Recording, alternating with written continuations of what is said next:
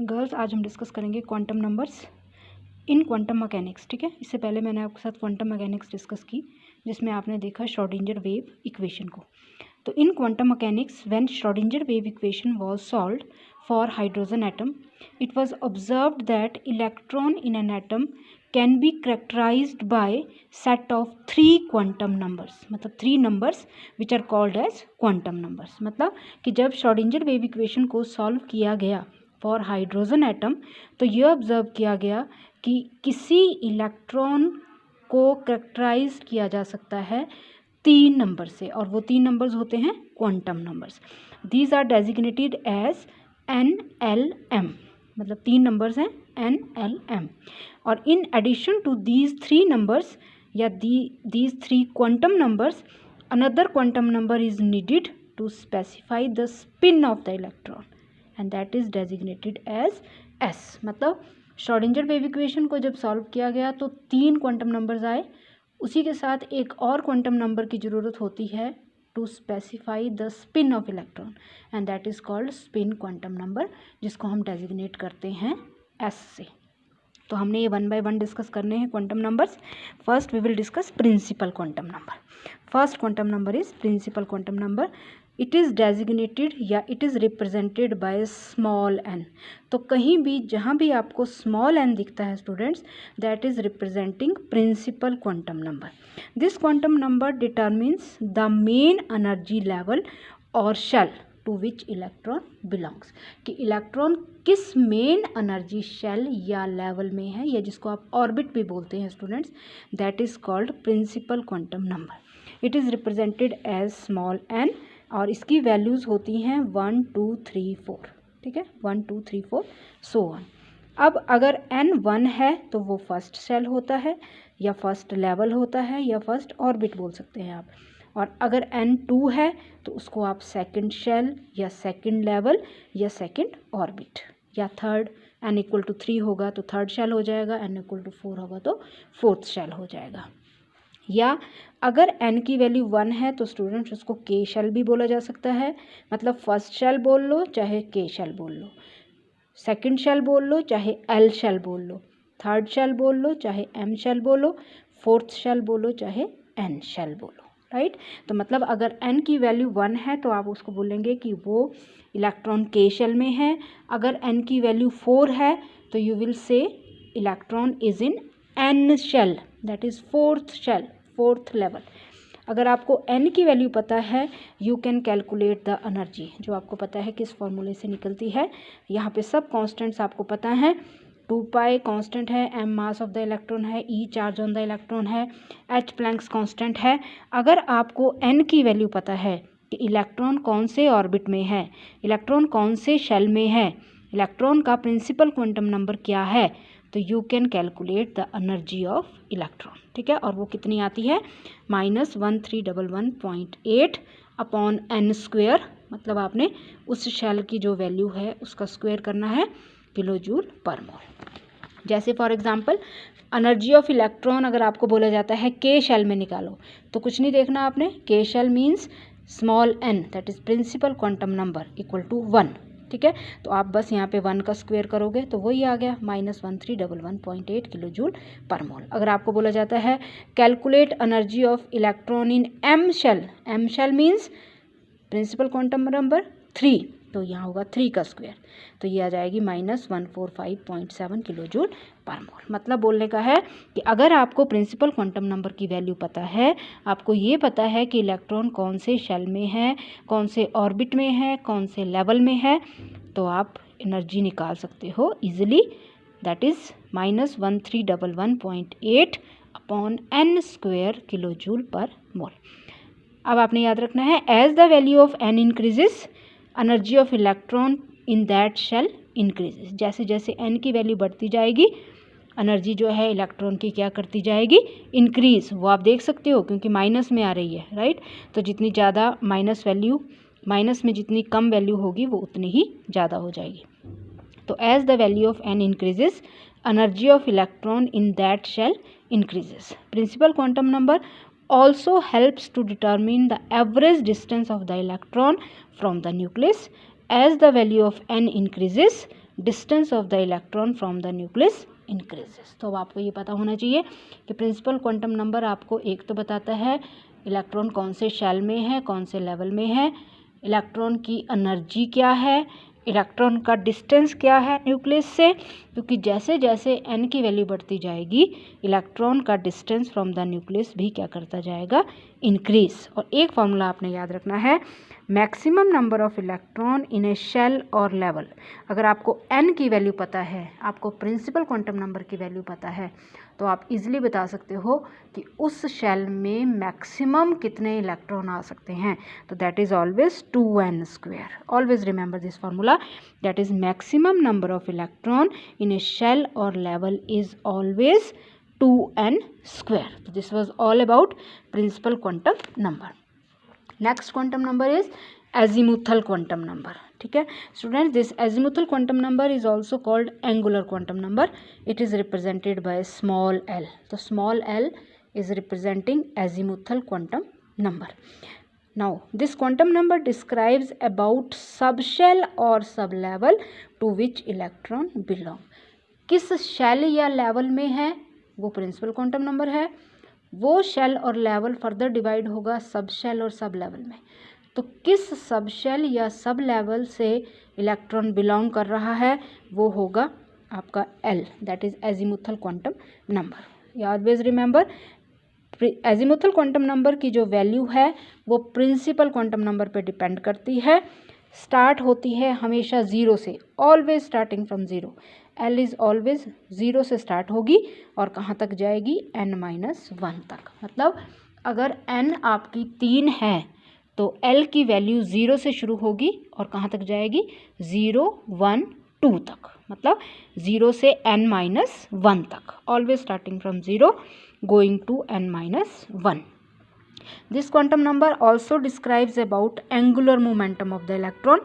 Students, angular momentum of the electron is h upon 2 pi under root of l plus 1, where l is azimuthal quantum number. मतलब क्या है कि अगर आपको azimuthal quantum number की value पता है, आपको ये पता है कि इलेक्ट्रॉन कौन से सब शेल या सब लेवल में है, तो आप इजीली निकाल सकते हो एंगुलर मोमेंटम इलेक्ट्रॉन का इस फॉर्मूले से, h upon 2 pi under root of l into l plus 1। ठीक है, इसका मतलब जो एंगुलर मोमेंटम है वो किस पे डिपेंड करता है, l पे। जब n की वैल्यू l1 होगी स्टूडेंट्स, आपको पहले बता दिया n पे डिपेंड करता है ये। ठीक है, मतलब एजीमुथल क्वांटम नंबर l पे डिपेंड करेगा, लेकिन l किस पे डिपेंड करता है, n पे। तो जब n की वैल्यू 1 है तो l की वैल्यू क्या होगी, 0, क्योंकि l की वैल्यू 0 से शुरू होती है और n-1 तक जाती है। तो n-1 मतलब 0। If n is 1 l is 0।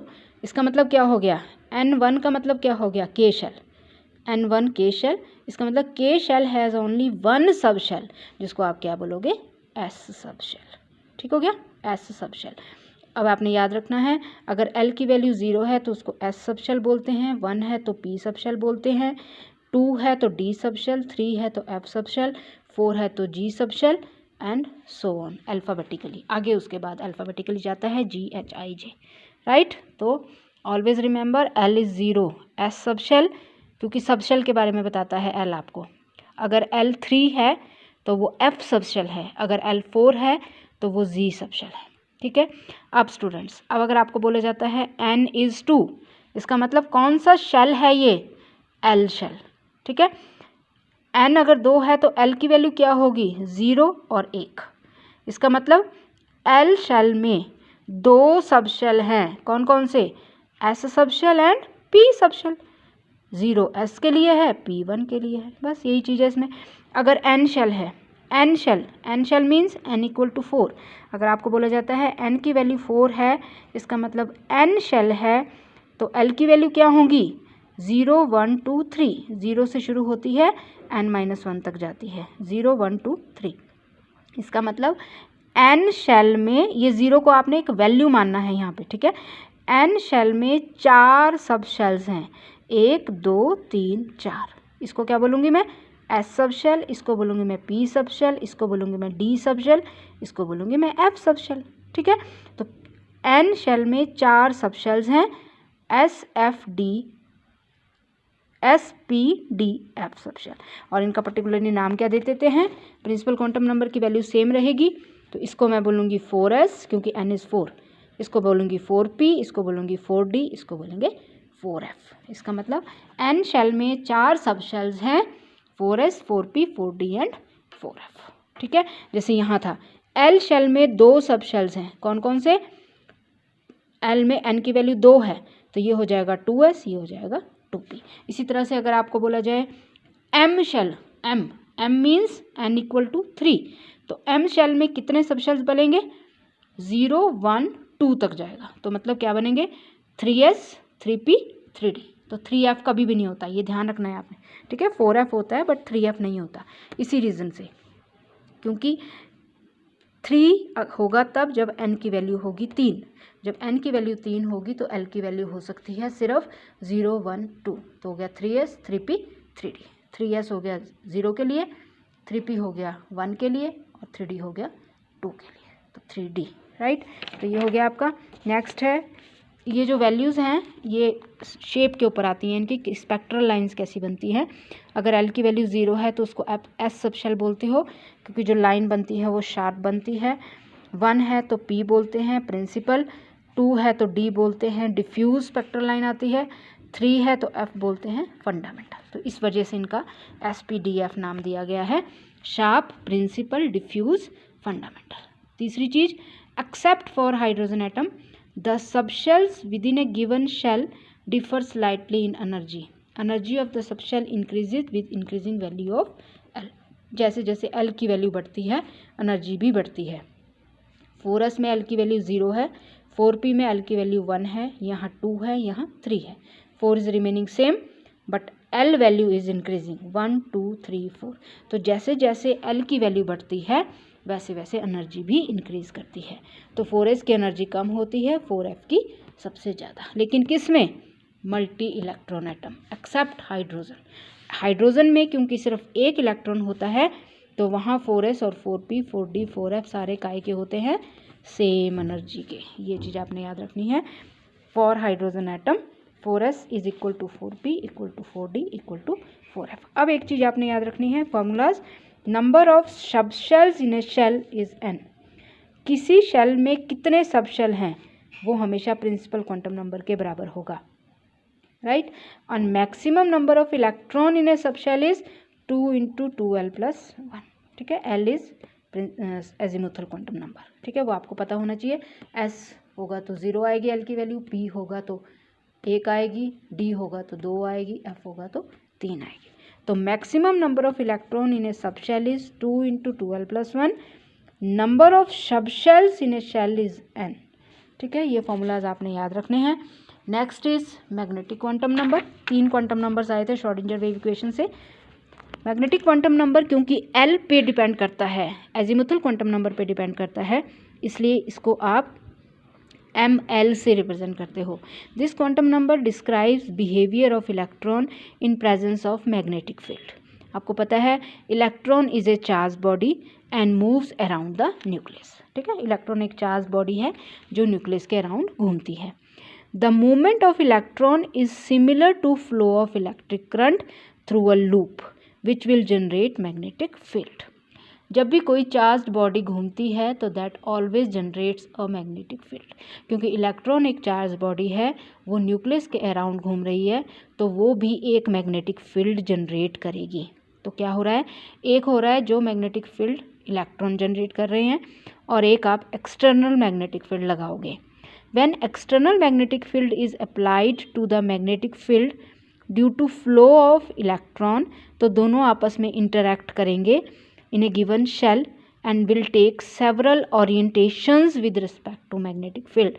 These orientations of region in space are called orbitals. तो मतलब जब external magnetic field और internal magnetic field आपस में interact करेंगे तो electron will take several orientations in some preferred regions in space, and these preferred regions in space मतलब वहाँ पे इलेक्ट्रॉन को फाउंड करने की प्रोबेबिलिटी सबसे ज़्यादा है। इन प्रेफर्ड रीजन्स इन स्पेस को क्या बोलते हैं आप, ऑर्बिटल्स। तो ये क्वांटम नंबर आपको ऑर्बिटल्स के बारे में बताता है। ये एल पे डिपेंड करता है। इसकी वैल्यू हमेशा माइनस एल से शुरू होती है, 0 तक जाती है प्लस एल तक। माइनस एल 0 से प्लस एल तक, मतलब अगर एल 0 है तो एम 0 होगा। बोलने का मतलब एस सब शेल में सिर्फ एक ऑर्बिटल, ये 0 means 1 value. S sub shell, this is s sub shell. S sub shell में सिर्फ एक ऑर्बिटल है जिसको आप क्या बोलोगे, s orbital. L equal to 1, और जब एल की वैल्यू 1 होगी तो एम की क्या होगी, -1 0 +1, क्योंकि पहले बता दिया -1 से 0 से +1 तक, प्लस एल तक। तो इसका मतलब क्या हो गया, this is p sub shell. L is 1 means p sub shell. P sub shell में 3 ऑर्बिटल्स हैं, ठीक है। पी सब शेल में 3 ऑर्बिटल्स हैं, 1 2 3, 3 वैल्यूज़ हैं तो 3 ऑर्बिटल्स हैं। एक को आप पी एक्स बोलते हो, एक को पी वाई, एक को पी जेड। उसी तरह से अगर आप सपोज करते हैं एल सब शेल की बात करते हो, l mean sorry l equal to 3, मतलब कौन सा सब शेल आया ये, s p d f 0 1 2 3, f sub shell, ठीक है। ये आ गया एफ सब शेल, क्योंकि जब एल की वैल्यू 3 होती है तो वो कौन सा सब शेल बनता है, एफ। तो अब अगर एल की वैल्यू 3 है तो एम की वैल्यू -3 -2 -1 0 +1 +2 +3, कितने तक गई, 7 तक, 7 वैल्यूज़ आई है। तो इसका मतलब एफ सब शेल में 7 ऑर्बिटल्स हैं, ठीक है। उसी तरह से एल की वैल्यू जब 4 हुई, मतलब आपका जी सब शेल बना ये, ठीक है। तो जी सब शेल में कितने ऑर्बिटल्स बने, 9, -4 से +4 तक कितने ऑर्बिटल बने, 9। फॉर्मूलाज याद रखने हैं। Maximum number of orbitals in a shell is n², maximum number of orbital in a sub shell is 2l + 1। ये फॉर्मूलाज आपने याद रखने हैं, ठीक है। जो भी ये फॉर्मूलाज आपको लिख के दिए गए हैं एंड में, ये आपने लिख लेने हैं अपने नोट्स में भी। ऑर्बिटल में किसी शेल में ऑर्बिटल होते हैं n² और किसी सब शेल में ऑर्बिटल होते हैं 2l + 1, ठीक है। और लास्ट में आ गया प्रिंसिपल क्वांटम नंबर के बाद स्पिन क्वांटम नंबर। ये जो स्पिन क्वांटम नंबर है, ये did not originate during solution of Schrodinger wave equation, लेकिन it was introduced to account for spin of electron. Electron not only revolves around a nucleus but also spin around on axis. जो सबको पता है कि electron ठीक है nucleus के around घूमते हैं, but they also spin around their on axis. तो इसको क्या बोलते हैं, स्पिन क्वांटम नंबर। तो इलेक्ट्रॉन की जो स्पिन होती है वो सिर्फ 2 तरह से हो सकती है, या क्लॉकवाइज घूम सकता है या एंटी क्लॉकवाइज। तो 2 ही वैल्यूज़ आती हैं इसकी, क्लॉकवाइज है तो +½ बोल देते हैं, एंटी क्लॉकवाइज है तो -½ स्पिन क्वांटम नंबर्स को आप कैसे रिप्रेजेंट करते हो, एस से। वैसे एस है ये, बट एम एस से रिप्रेजेंट करते हैं इसको आजकल हम, that is called spin quantum number, MS, right. तो 2 ही वैल्यूज़ आती हैं इसकी, अगर क्लॉकवाइज घूम रहा है तो +½ एंटी क्लॉकवाइज घूम रहा है तो -½ उसी के साथ एक चीज़ आपने और देखनी है कि स्पिन क्वांटम नंबर अगर आपको पता है, आपको ये पता है कि इलेक्ट्रॉन की स्पिन कैसी है, क्लॉकवाइज है कि एंटी क्लॉकवाइज है, तो आप स्पिन एंगुलर मोमेंटम भी निकाल सकते हैं, and that is again h/2π √S + 1, ठीक है। फॉर्मूला पता होना चाहिए आपको। अगर आपको पता है कि सपोज करते हैं आप स्पिन इज़ ½ मतलब +½ है, दैट इज़ क्लॉकवाइज है, तो स्पिन एंगुलर मोमेंटम कितना आएगा, आप ½ वैल्यू पुट करोगे, यहाँ पे आएगा √3h/4π, ठीक है। You can put the value of ½ and you can calculate the spin angular momentum according to this formula, that is h/2π √S + 1। s की वैल्यू आपने पुट करी 1/2, ठीक हो गया। ये हो गया आपका सारा क्वांटम नंबर्स के बारे में। तो स्टूडेंट्स ये आपने कर लेने हैं, क्योंकि इसका क्वेश्चन भी आता है। देखो क्वेश्चंस कैसे आते हैं। फॉर एग्जाम्पल पहला क्वेश्चन दिया है आपको, what values of L are possible for n = 4। आपको प्रिंसिपल क्वांटम नंबर की वैल्यू दी है और आपको बोला है कि L की वैल्यूज़ बताओ क्या होंगी जब n 4 है। तो आपको पहले बता दिया L n पे डिपेंड करता है, लेकिन 0 से शुरू होता है और n-1 तक जाता है। तो क्या वैल्यूज़ बनी, 0 1 2 3, ठीक है। What is the number of orbitals for L = 3, ठीक है। आपको दिया है कि L की वैल्यू एजीमुथल क्वांटम नंबर की वैल्यू 3 है, आपको बताने हैं कितने ऑर्बिटल्स आ सकते हैं। तो आपको बताया है फॉर्मूला 2l + 1, बस 2 × 3 + 1 मतलब कितने आ गए, 7। अब ये देखो कौन कौन से बने, वो अगर करके देखना है आपने। ऑर्बिटल के बारे में बताता है magnetic quantum number. Magnetic quantum number की वैल्यू डिपेंड करती हैं L पे, -L से +L तक 0 के थ्रू। तो -L, -3, -2, -1, 0, +1, +2, +3, कितनी वैल्यूज़ आई? 7। ठीक है। उसी तरह से आपको बोला जाता है maximum number of electron in a shell निकालो, n = 3, सब शेल निकालो, L = 3। तो आपको बताया maximum number of electron in a shell is 2n², 2 × 3 का स्क्वायर 18। सब शेल में मैक्सिमम नंबर ऑफ इलेक्ट्रॉन्स कितने होते हैं? 2 × 2l + 1, तो L इज़ 3, तो 2 × 3 + 1 कितने आ गए? 14। तो मतलब शेल अगर n = 3 है, मतलब KLM शेल है ये, M शेल में मैक्सिमम नंबर ऑफ इलेक्ट्रॉन कितने आए? 18, और L = 3 सब शेल SPDF, ये कौन सा सब शेल है? F सब शेल। F सब शेल में कितने आए मैक्सिमम नंबर ऑफ इलेक्ट्रॉन्स? 14। ठीक है। तो इस तरह के क्वेश्चन आते हैं, आपने देख लेना है। जैसे यहाँ भी दिए हैं आपको कई questions. How many orientations are possible for L = 2? Orientation means orbitals, तो ऑर्बिटल का बता दिया, 2l + 1, 5 आ गए। Possible value of NL for 3D and 5F, N और L की वैल्यू बतानी है 3D के लिए। N इज़ 3, L इज़ 2, D के लिए L की वैल्यू कितनी होती है? 2। 5F, N इज़ 5, L इज़ 3, F के लिए L की वैल्यू 3। How many orbitals in G sub shell? Orbital आपको बताए हैं, फॉर्मूला क्या होता है? 2l + 1, G means L is 4। ठीक है। तो ये हो गया आपके 9। कौन कौन से? -4 से लेके +4 तक, कितने बने ये टोटल? 9। कैसे भी दिखा सकते हो आप, चाहे फॉर्मूला लगा के दिखा दो, चाहे रिप्रेजेंट करो। ठीक है। तो इस तरह के क्वेश्चन आते हैं क्वांटम नंबर के। तो अब लास्ट में थोड़ा सा ये देखेंगे हम, इसका मतलब क्या हो गया कि 4 क्वांटम नंबर हैं। Principal, azimuthal, magnetic, spin. Designation है प्रिंसिपल को N से, एजीमुथल को L से, मैग्नेटिक को ML से और स्पिन को MS से। वैल्यूज़ इसकी 1, 2, 3, 4, इसकी 0 से n-1 तक, मैग्नेटिक की -L से 0 से +L तक, और स्पिन की +½ या -½ ये बताता है आपको शेल और लेवल के बारे में। एजीमुथल बताता है सब शेल और सब लेवल के बारे में। मैग्नेटिक बताता है ऑर्बिटल्स के बारे में, और स्पिन क्वांटम नंबर बताता है स्पिन ऑफ द इलेक्ट्रॉन के बारे में, क्लॉकवाइज और एंटी क्लॉकवाइज। और लास्ट में करेंगे हम स्टूडेंट्स थोड़ा सा पॉल्स एक्सक्लूजन प्रिंसिपल।